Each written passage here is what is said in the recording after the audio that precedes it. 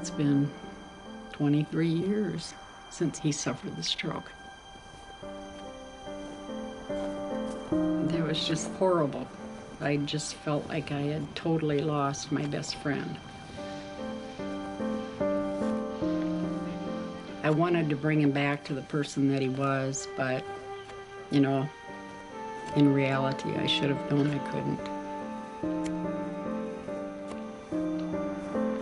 The doctor said to me, the best thing to do is to actually have a funeral for Marvin, the one that you married, and accept the Marvin that you brought home as a totally different person, because he'll never be the same.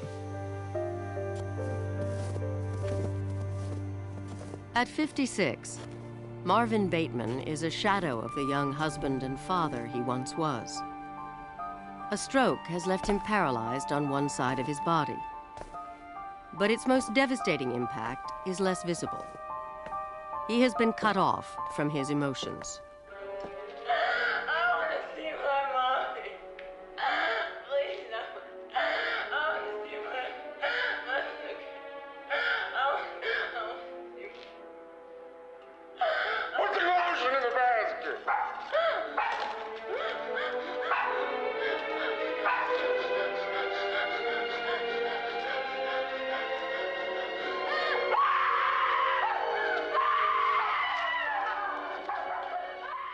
So how did that make you feel when we were watching it? Well, it's, I don't know. It's hard. I'm trying to think. It's like, I know you're working for a word, but I can't think of one right now. That's okay. At the University of Iowa, researchers are trying to understand why Marvin cannot feel a simple emotion like fear.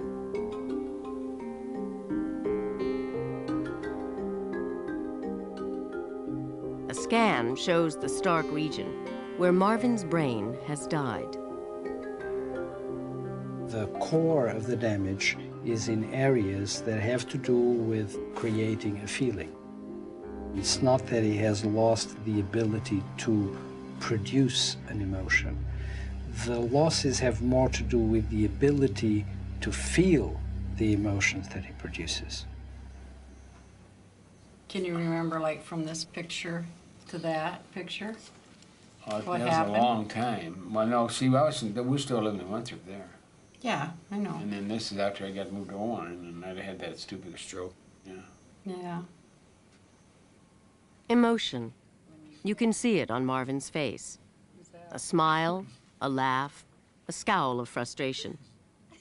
But what he does not experience is the awareness of emotion.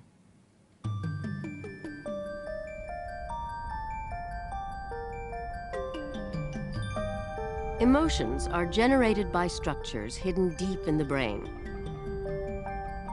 The tiny almond-shaped amygdala is the first to respond to an emotional event, triggering a series of split-second reactions within the brain's emotional core.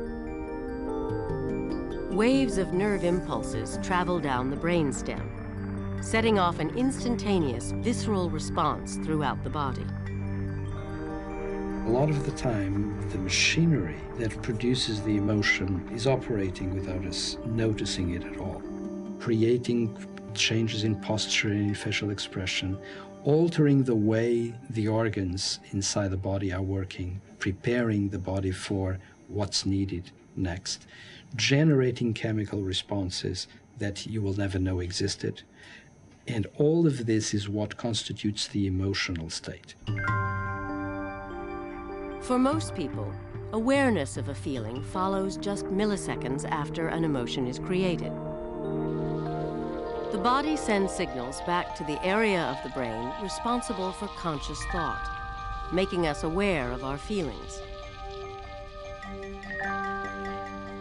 It is in this region of emotional awareness that Marvin's stroke decimated hundreds of millions of brain cells.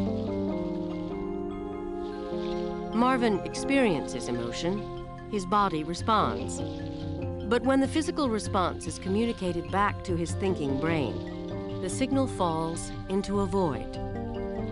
Marvin can only guess at what he or others may be feeling. When you're married, there's an emotional connection between two people. That connection is no longer there. It's like somebody cut that wire between the two of us. If I try and talk to him, you know, about something that's bothering me, or well, I just need somebody to listen. He's just not there for me. There's no empathy or sympathy. He just can't get that feeling. And he knows it should come, but it just won't.